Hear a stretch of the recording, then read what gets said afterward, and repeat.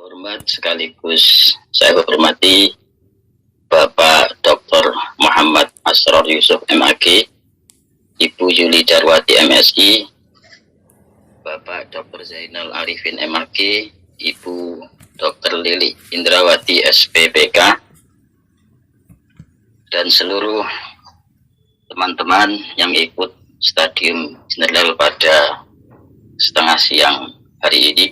Mudah-mudahan apa yang kita lakukan ini bersama dengan ridho Allah Subhanahu wa Ta'ala, sehingga menghantarkan kita semua mendapatkan ilmu yang manfaat, berkah, dan terlebih menghantarkan kita semakin dekat dengan Allah Subhanahu wa Ta'ala dan semakin sehat zahiran wa batinan. Amin ya rabbal alamin. Baik, langsung saja saya akan menyampaikan materi tentang korelasi darah dan akhlak dalam perspektif tasawuf. Dari apa yang kita bahas pada Stadium General pada hari ini, yang pertama, bahwa sesungguhnya manusia memang termasuk makhluk yang unik, yang sejak lahir mempunyai karakter yang berbeda-beda. Dan karakter yang berbeda-beda itu ditandai dengan perbedaan golongan darah yang ada di diri kita. Next, untuk penjelasan definisi darah, ini sudah dijelaskan oleh Ibu Dokter. Kita langsung ke golongan darah. Golongan darah, Pak.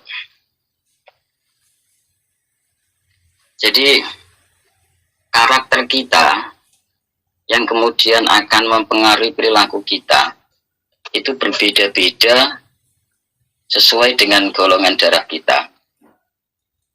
Golongan darah A berbeda dengan golongan darah B, berbeda dengan golongan darah O, dan berbeda dengan golongan darah AB.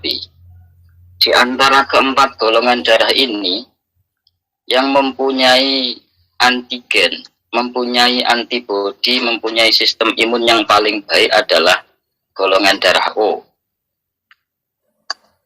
Coba Pak dialihkan ke golongan darah O. Kenapa golongan darah O ini dianggap mempunyai sistem imun yang paling baik, mempunyai antibodi yang paling baik? Karena golongan darah O adalah yang paling punya karakter tenang dan sangat gampang menerima hal-hal yang bersifat baru. Jadi sosok yang mempunyai golongan darah O ini adalah sosok yang gampang sehingga tidak mudah stres. Karena dengan pendekatan psikoneuroimunologi, karakter seseorang itu mudah stres atau tidak sangat berpengaruh terhadap sistem imun seseorang. Dalam disiplin ilmu kedokteran ada satu cabang ilmu kedokteran yang dikenal dengan psikoneuroimunologi. Psikoneuroimunologi secara praktis definisinya adalah modulasi sistem imun pada saat stres, perubahan sistem daya tahan tubuh pada saat stres. Yang stres ini bisa manusia, juga bisa hewan, juga bisa sel yang ada di dalam tubuh kita. Tingkat seseorang mudah stres atau tidak itu sangat dipengaruhi oleh, pertama adalah golongan darahnya yang membentuk karakter yang positif ataupun negatif tadi. Di samping itu, menurut teori Al-Ghazali, bahwa setiap saat seseorang itu ditarik ke atas dan ditarik ke bawah. Ditarik ke atas untuk mengikuti akal yang dikendalikan oleh agama. Dan bila diri kita ini sudah dikendalikan oleh akal yang dikendalikan oleh agama, maka perilaku kita menjadi sehat. Diri kita menjadi sosok yang berkarakter positif, tidak mudah stres, dan akan berdampak kepada peningkatan sistem daya tahan tubuh. Di samping itu juga kita setiap saat ditarik ke bawah untuk mengikuti syahwat dan ghadab kita. Menang ke atas atau ke bawah itu sangat dipengaruhi oleh lingkungan kita. Di mana lingkungan kita itulah yang kemudian dominan mempengaruhi perilaku kita. Jadi perilaku kita ataupun akhlak kita di samping dipengaruhi oleh karakter kita juga dominan dipengaruhi oleh lingkungan kita. Bila karakter dan perilaku kita ini positif sehingga membuat kita tidak mudah stres, maka akan berdampak kepada sistem imun kita naik. Next Pak, bawahnya.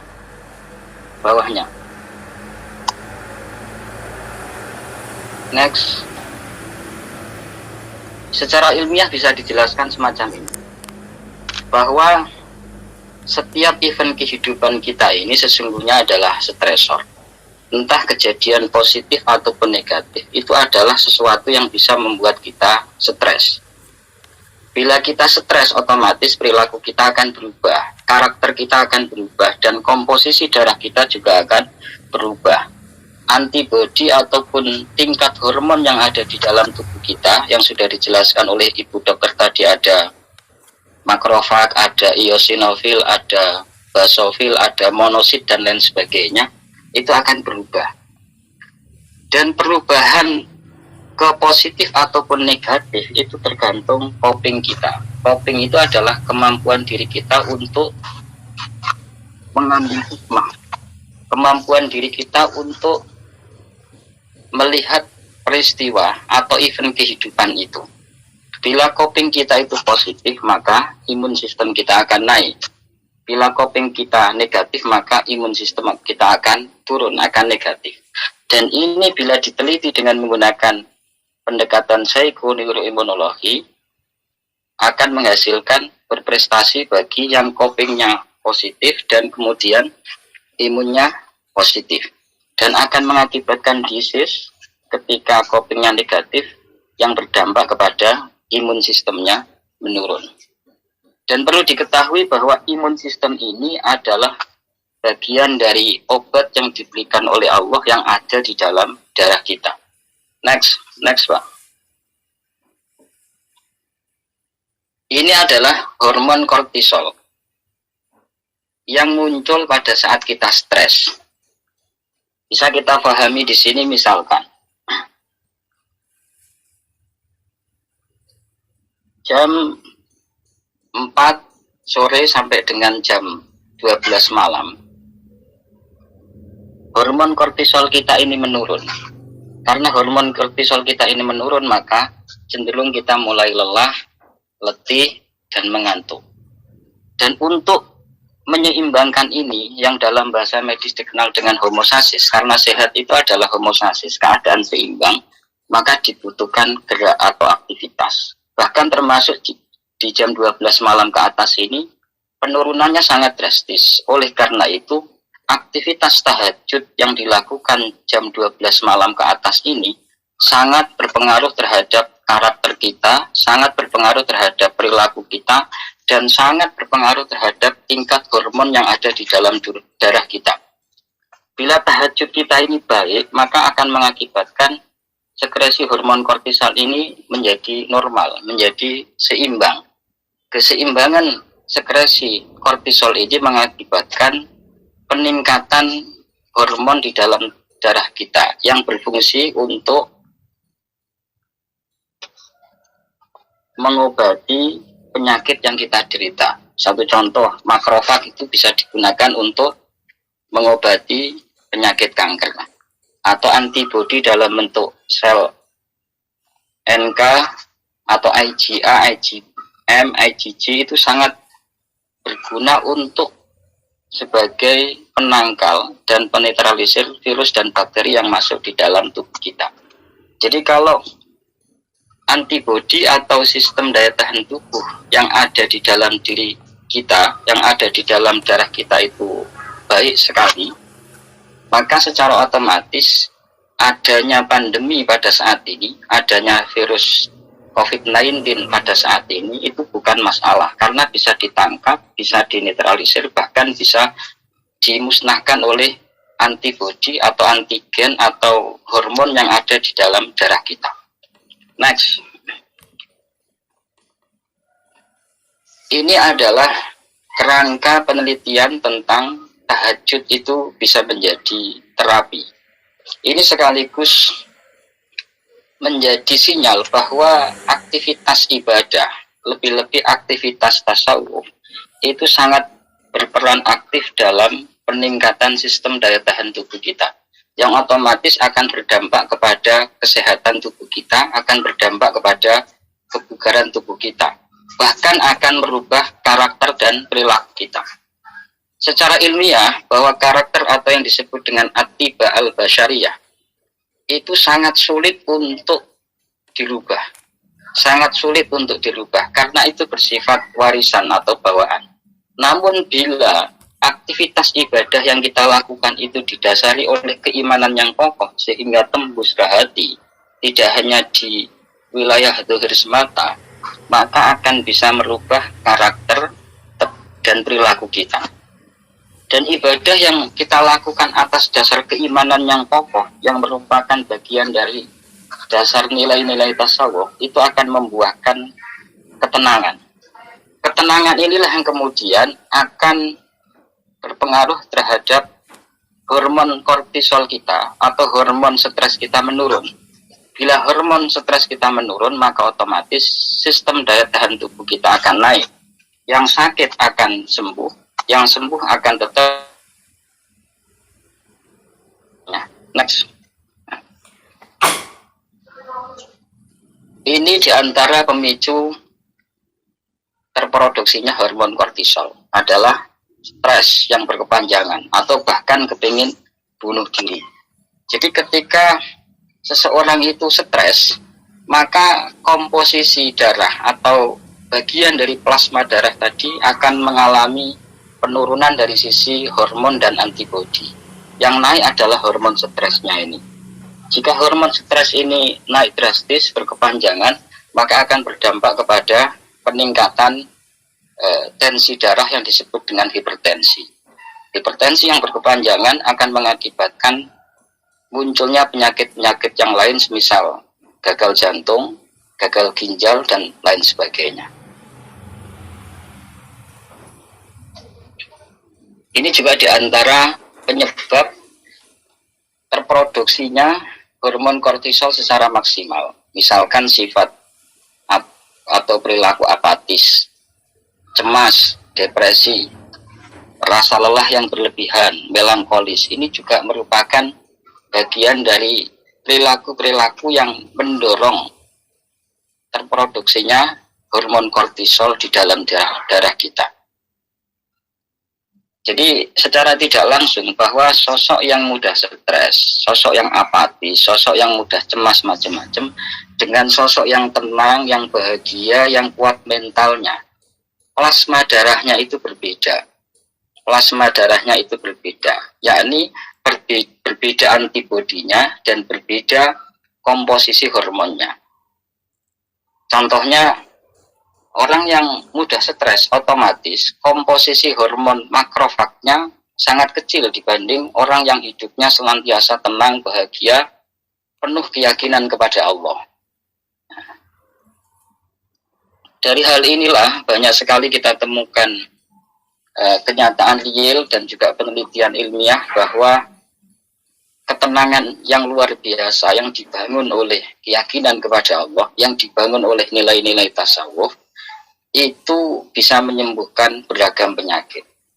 Di Semarang ada Prof. Amin Syukur yang kemudian dengan zikirnya bisa menyembuhkan penyakit kanker darah. Dan kemudian Prof. Soleh di Kediri yang awalnya terkena kanker kulit bisa sembuh dengan ketenangan yang luar biasa yang dibangun melalui sholat tahajud. Next.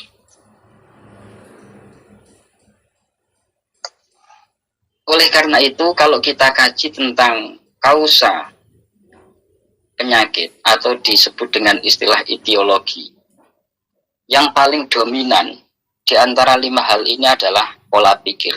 Dan pola pikir ini merupakan bagian terpenting yang seringkali kita kaji di dalam dunia tasawuf. Next.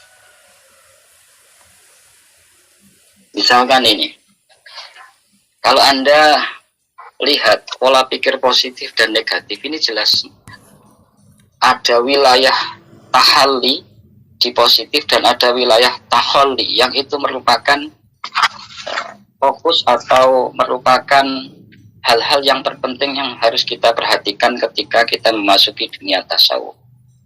Jadi ketika seseorang itu negatif perilakunya, karakternya, ataupun pola pikirnya, ini dalam dunia tasawuf dikenal dengan penuh dengan akhlak madmumah atau hatinya penuh dengan penyakit hati. Orang yang penuh dengan penyakit hati ini, komposisi darahnya berbeda dengan orang yang hatinya penuh dengan akhlak yang terpuji ini, penuh dengan sifat-sifat yang terpuji ini. Yakni berbeda dalam antibodi dan hormon yang merupakan imun sistem tadi. Bila seseorang itu penuh dengan penyakit hati ini, maka akan mudah stres. Ketika stres maka terjadi gangguan homeostasis tubuh atau gangguan sistem daya tahan tubuh, gangguan keseimbangan tubuh. Di penjelasan tentang warna darah tadi juga disinggung bahwa darah yang penuh dengan oksigen itu warnanya merah terang. Kalau darah yang kurang oksigen itu warnanya merah gelap. Penuh oksigen ataupun tidak itu juga dipengaruhi oleh tingkat stres kita. Jadi orang yang stres, warna darahnya berbeda dengan orang yang tidak stres. Bila gangguan keseimbangan tubuh ini telah terjadi, maka dampaknya adalah gangguan sistem imun. Sistem daya tahan tubuh kita, antibodi kita, hormon kita, makrofag, basofil, eosinofil, dan lain sebagainya, itu akan menurun. Ketika ini menurun, maka akan jatuh sakit. Contohnya misalkan antibodi kita yang ada di dalam darah, namanya IgA, IgM, IgG, dan lain sebagainya ya. Itu bila menurun, maka ketika ada virus, misalkan virus COVID-19 itu masuk, maka tidak ada yang menetralkan dan tidak ada yang membunuh virus itu. Karena yang bertugas untuk menetralkan, menangkap, membunuh virus itu adalah antibodi yang diantaranya IgA, IgM, IgG, dan lain sebagainya. Contoh kedua, misalkan di dalam tubuh kita ada kanker, ya, ada sel kanker yang bentuknya seperti kepiting, ya. Bila hormon kita menurun, hormon makrofag misalkan, maka tidak ada yang bertanggung jawab untuk menangkap, membunuh, memakan sel kanker itu. Maka banyak sekali orang yang terkena kanker dan kemudian diobati secara konvensional, semisal di kemoterapi, itu tidak membuahkan hasil yang maksimal karena sel kanker itu bisa menipu, dan sel kanker itu lawannya harus hormon yang ada di dalam plasma darah kita yang dikenal dengan makrofag, basofil, dan semacamnya, atau sel NK tadi. Bila ini menurun maka akan gampang sakit. Kalau sakit ini bentuknya macam-macam, bisa infeksi, bisa diabetes, dan lain sebagainya. Dan salah satu peran tasawuf di sini adalah bagaimana hati kita yang awalnya negatif ini bisa menjadi positif. Ya, awalnya negatif menjadi positif. Yang awalnya sombong menjadi rendah hati dan lain sebagainya. Yang awalnya tomak menjadi qanaah. Itu adalah peran penting tasawuf bagi diri kita. Next.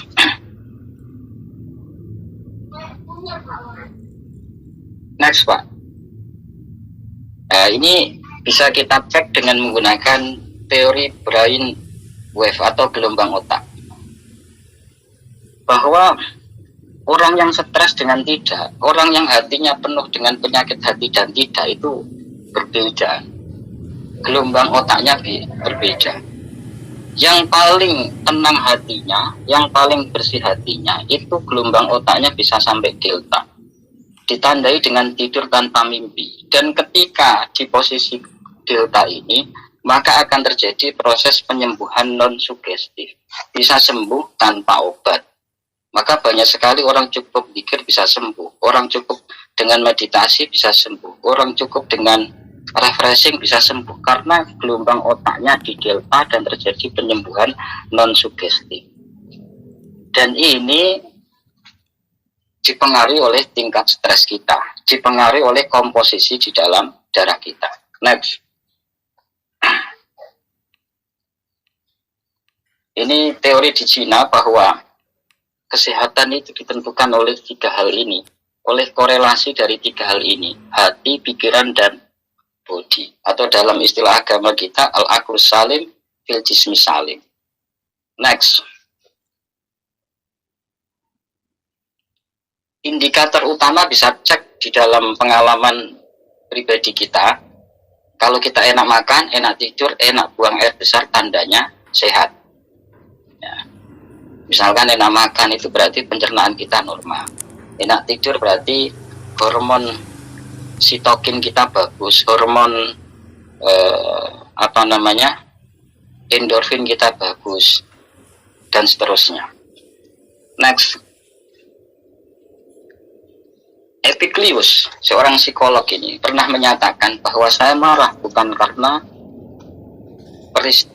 karena esensi dari peristiwa itu, tetapi lebih karena cara saya memandang peristiwa itu. Bahasa sederhananya bahwa papan tulis itu berwarna putih, bisa menjadi putih atau hitam tergantung cara pandang kita melihatnya, tergantung kacamata yang kita gunakan. Walaupun papan tulis itu putih, kalau kacamata yang kita gunakan itu berwarna hitam, maka papan tulis itu akan terlihat hitam. Jadi, kita stres atau tidak, itu sesungguhnya lebih dominan dipengaruhi oleh karakter kita, atau atiba al-basyariyah kita itu. Next. Ini seperti yang dijelaskan oleh Bu Dokter tadi, bahwa di dalam darah kita itu ada plasma darah, dan di dalam plasma darah itu ada hormon ini, ada basophil, eosinofil, neutrofil, limfosit, dan trombosit, yang ini semua adalah merupakan imun sistem, merupakan sistem daya tahan tubuh yang sangat berguna bagi kesehatan kita, bagi kebugaran kita. Namun tingkat sekretnya di dalam darah ini bergantung kepada tingkat stres kita. Semakin tinggi stresnya, maka hormon ini semakin rendah, dan yang dominan adalah hormon kortisol. Next. Ini masih termasuk hormon di dalam darah yang berfungsi sebagai sistem imun. Next. Next. Ini makrofag. Makro itu ini killer cell atau sel NK tadi. Next. Next. IgA ini antibody. Next. IgM ini juga antibody yang ada di dalam plasma darah kita, yang berfungsi untuk menangkap, menetralisir, membunuh virus dan bakteri yang masuk ke dalam tubuh kita. Next. Sitokin. Ini adalah hormon bahagia yang muncul pada saat kita sangat tenang, bahagia. Dan hormon sitokin ini bisa menghantarkan gelombang otak kita sampai ke delta, sehingga terjadi proses penyembuhan tanpa sugesti, tanpa obat, dan tanpa rangsangan dari siapapun juga. Next. IgG, ini antibodi kita juga untuk melawan, membunuh kuman, virus, bakteri, parasit, dan lain sebagainya. Next.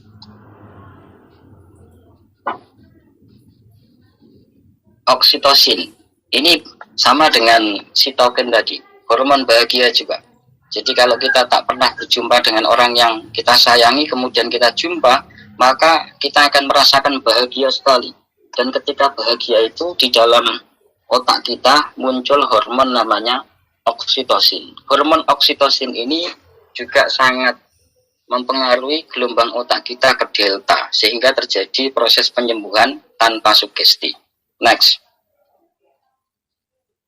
Ini bagian dari hormon yang ada di otak kita. Jadi kalau kita stres dan kemudian tidak bisa tidur, itu oleh karena hormon serotonin melatonin dan beta endorfin tidak terproduksi. Next. Ini ACTH, hormon kecerdasan kita, juga sangat dipengaruhi oleh karakter kita, dipengaruhi oleh perilaku kita, dipengaruhi oleh stres kita. Next. Ini bagian dari etiologi penyakit tadi. Pola makan, next, ini tidak saya jelaskan panjang-panjang. Next. Pola laku, ini juga akan berdampak kepada sehat sakit kita. Tidak pernah olahraga juga gampang mengakibatkan sakit dislokasi atau kolik atau disebut dengan istilah kecetit itu. Jadi dengan teori ini kecetit itu bisa diobati dengan olahraga atau dikenal dengan terapi gerak. Tidak harus dengan operasi yang seringkali gagal itu. Next. Pola lingkungan. Kehidupan kita yang dekat dengan polusi udara, dengan pabrik, gaya hidup, dan lain sebagainya, ini juga akan menghantarkan kita mudah stres, dan ketika kita stres, maka otomatis komposisi darah kita berubah dalam hal antibodi dan sistem imun, dan kemudian akan mengakibatkan mudah sakit. Next. Dan yang terakhir, etiologi penyakit adalah kehendak Allah. Semuanya positif, seperti yang dialami oleh para solihin, para anbiya wal mursalin. Keadaannya semuanya positif, tapi oleh Allah diuji dengan sakit dalam rangka meningkatkan derajat beliau di sisi Allah Subhanahu wa taala. Next.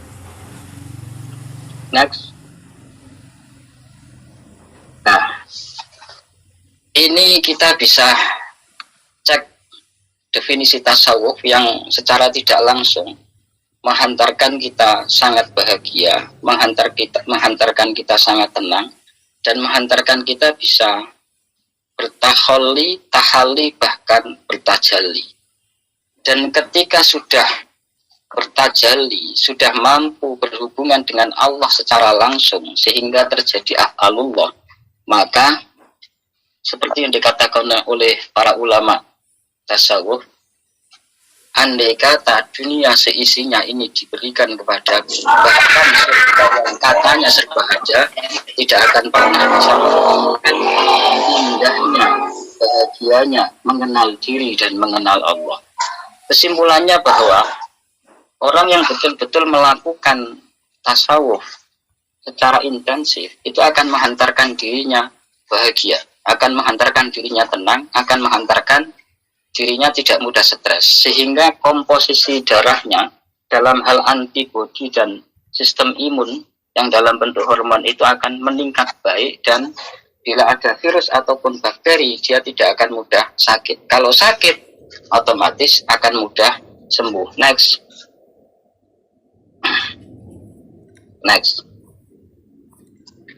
Hakikat tasawuf adalah at-tahalli anir radha'il wa tahalli bil fadha'il, yang kemudian endingnya bisa bertajalli. Cuma caranya bagaimana? Next. Supaya bisa bertahalli, tahalli, tajalli, maka di antara metodenya adalah melakukan 4 hal ini. Syariat, itu ibadah lahir, thariqah ibadah hati, hakikat ibadah ruh, dan ma'rifatullah, ibadah dari, oleh, dan untuk Allah yang dikenal dengan tajalli tadi. Next. Kita lihat secara praktis lah. Secara praktis proses tahalli, dan kemudian berdampak kepada tajalli itu bagaimana ini?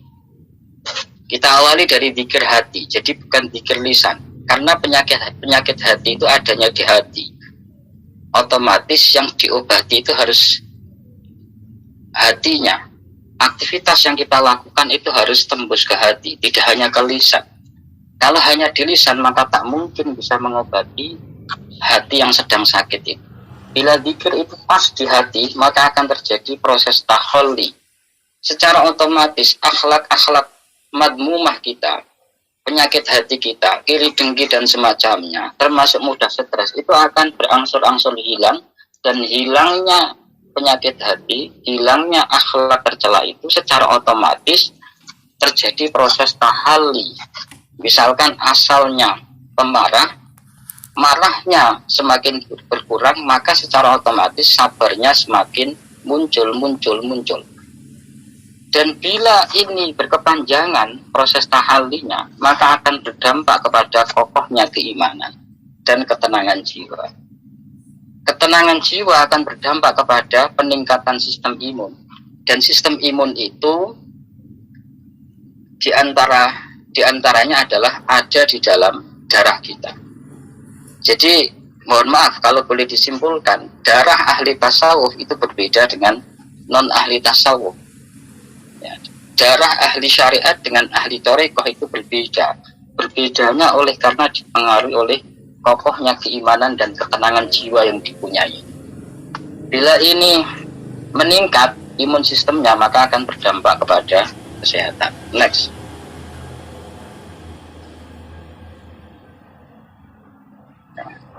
Bagaimana kita menggunakan logika tasawuf itu sebagai solusi bagi persoalan kehidupan kita dan termasuk solusi bagi sehat sakit kita. Lakukan ini.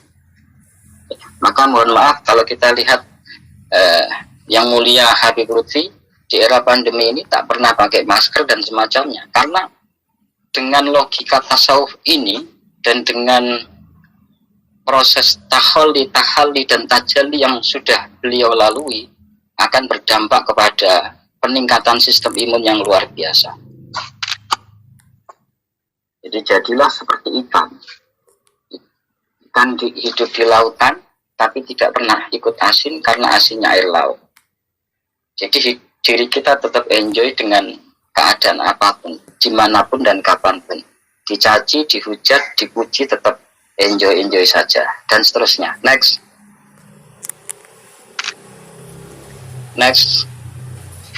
Ini salah satu langkah untuk menumbuhkan kesadaran diri supaya bisa mengenal diri dan mengenal Allah Subhanahu wa Ta'ala. Mengenali hakikat diri dan mengenali hakikat Allah Subhanahu wa Ta'ala. Diri lemah, tiada daya dan upaya. Allah Subhanahu wa Ta'ala Maha Kuasa, Maha Mulia, Maha Kaya, yang serba tak terbatas. Dengan demikian kita bisa memahami bahwa manusia ikhtiarnya tak pernah menentukan hasil. Ikhtiarnya tak pernah menghasilkan, karena kekuasaan mutlak ada di tangan Allah Subhanahu wa Ta'ala. Dan ketika manusia menyadari posisi itu, maka sekuat apapun manusia berikhtiar dan ketika gagal tidak akan mengakibatkan mudah stres. Next. Ini logika Sufi healing. Next. Dan terakhir, bahwa keimanan, ketenangan, perilaku agama yang baik itu sangat berpengaruh bagi kesehatan kita. Ini bisa dicek dalam penelitian yang dilakukan oleh David. Ini orang Eropa, orang Barat yang kemudian meneliti tentang pengaruh keimanan bagi kesehatan, dan beliau mengakui bahwa ternyata kokohnya keimanan itu sangat berpengaruh bagi kesehatan kita, termasuk penurunan tekanan darah, bahkan termasuk usia harapan hidup. Demikian yang dapat saya sampaikan. Kurang lebihnya bisa kita diskusikan. Mohon maaf dan dimaafkan. Wassalamualaikum warahmatullahi wabarakatuh. Waalaikumsalam warahmatullahi wabarakatuh. Terima kasih disampaikan untuk semua pemateri pada hari ini.